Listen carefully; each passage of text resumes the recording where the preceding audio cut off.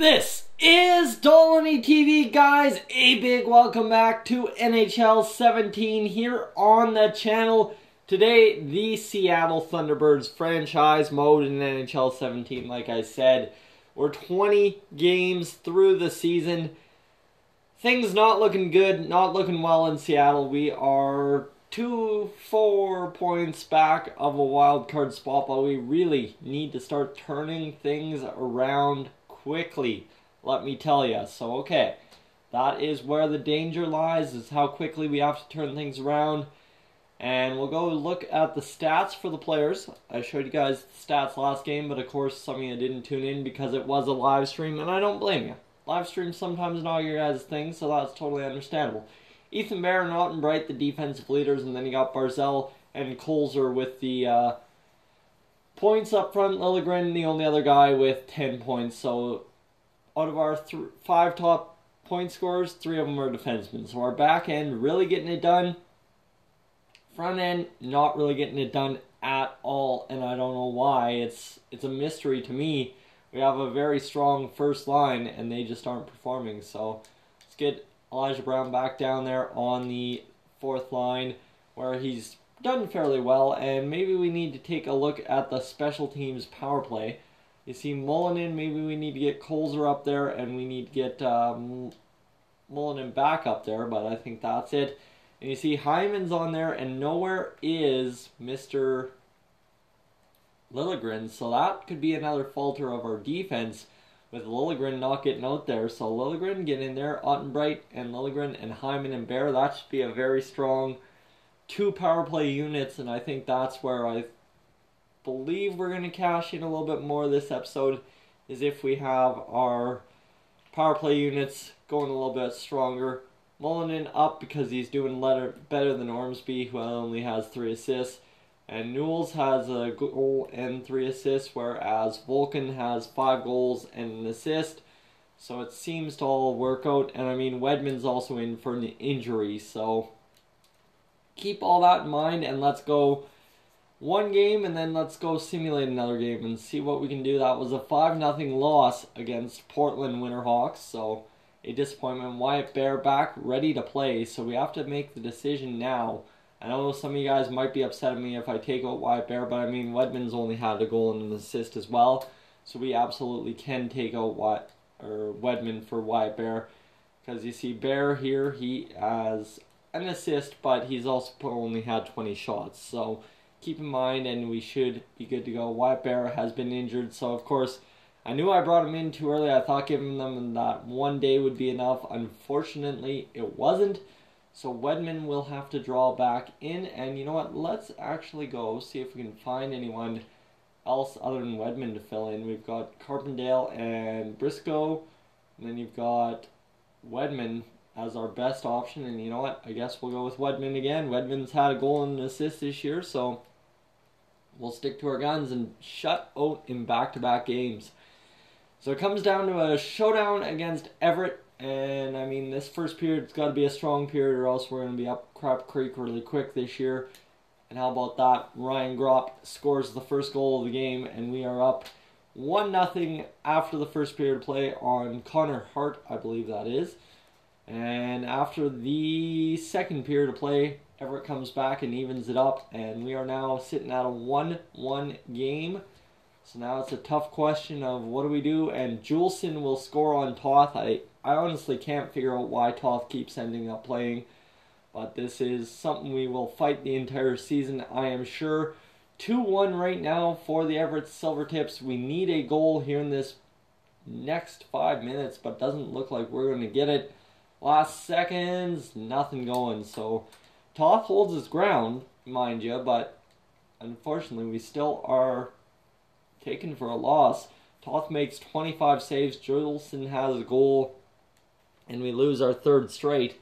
So the loss is piling up here. We got to go and win against Tri-City. That's a division game. We really need the victory, and we do get it 5-2. So now against Victoria, this is where we got to go in and kind of change things up and get a big first period for sure.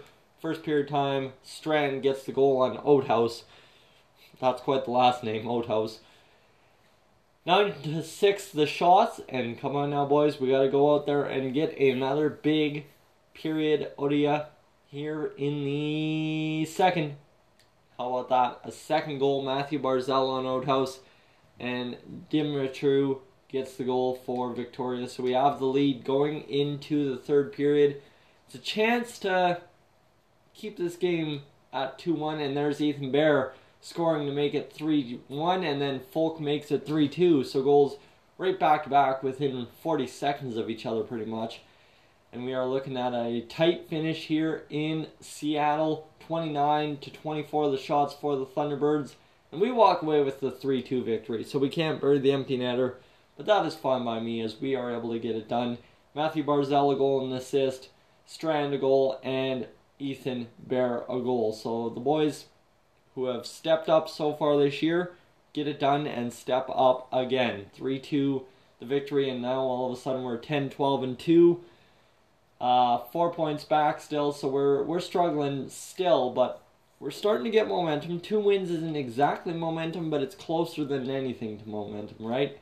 So you see Matthew Barzal 29 points, Ethan Bear 17, Ottenbright 16, Colzer 14, Liljegren still has 11 points. Oh, pardon me. Molinen now has 11, and so does Strand now have 10. So we're starting to put up points, and everybody's, except Wyatt Bear, has 2 points.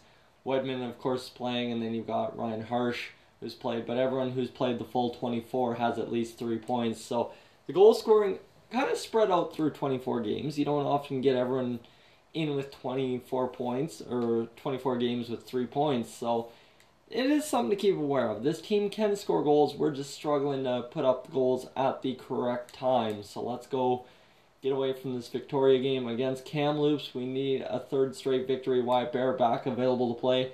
This is good news because now he'll be good to go for the next little bit. You see Eisner is injured, so we could be ending up having to deal with Eisner right away. We're not sure. We'll see. As against Kamloops, we lose 3-0 as well. So god dang, just not having any luck. And let's go get into this Kootenay game. We got to get back in the win column. Eisner won the face-off, but the first period's got to go our way, and it will not go either way. 0-0 the draw. And the Seattle Thunderbirds and Kootenay Ice locked in a tight checking affair, 8-7 the shots. Second period, and Kootenay strikes twice. Taphorn and Phillip get the goals, and we are in desperation mode now as things are getting away from us at the 26 game mark of the season. We're below 500, can't be there at this point of the season. And you see the time's just ticking. There's Liljegren scoring a big goal, and all of a sudden we only trail by 1. So Liljegren, if you can get an assist on the second one, that'd be absolutely awesome. But it looks like we're going to end up falling here as time ticks, and it's gone. So Liljegren gets the goal, but a 2-1 loss and another 1-goal loss for us. Noah Phillip, Taphorn gets the game, and Peyton Lee wins it with 30 saves. See, we're putting up the shots, we're just not scoring. Our shooting percentages are atrocious. And against Medicine Hat is our next sim opponent. We get a 4-1 win, so now it's time to start a win streak. We're 11-14 on the year. Now we've fallen 6 games back. We're at the 27 game mark. This is starting to look desperate, really desperate. Okay. Against Kelowna, Kelowna's a perennial powerhouse. They've still got Nick Merkley. First period, nothing to do. So, first period against Kelowna, we did okay. And we just need to go and get a goal in this second period, and that's what we do. But then Kelowna scores 2 goals as well. So Eisner scores a goal, but Kelowna has 2 more goals scored for them, and we trail 2-1, so third period time. And we are pretty much getting no shot by Kelowna now. There's a 3-1 lead for Kelowna on Vivalainen not having much of a strong game here. Now that the shots are getting higher, he is, but looks like another loss for Seattle. This is getting tough. Thurkoff scores the empty netter, and we end up losing 4-1. Your 3 stars. Thurkoff gets goal and assist. Ukko-Pekka Luukkonen makes the 21 saves, and Reed Gardner gets 2 goals. So a terrible performance for us. 4-1 loss after a 4-1 win. Got to check what our stats are like, and then guys, I will let you go, as this has been our 9 games we normally play in this franchise sim at one time. You see Matthew Barzell struggling to put up the points all of a sudden. Ethan Bear 19, Ottenbright 17, Colzer 14, Liljegren has 13 points, Mullinen 11, Strand 11, Gropp finally has 10 points, Volkan has 8, Hyman has 7, True has 7, Eisner has 7, and then Newells, Tazaka, Ormsby, Elijah Brown just not scoring any points at all, but that's a result of our team just not scoring any points. Like, you think we only have one 20-point scorer in, 28 games? That's ridiculous. We should have at least 2 in junior hockey. I mean, Ethan Bear getting close there, but we'll only have 2 guys hit 20 points before 30 games unless we win by like 7 a couple of games. So, rough go here in Seattle, guys. Thank you for tuning in to this edition of Dolynny TV. If you're new to the channel, please subscribe.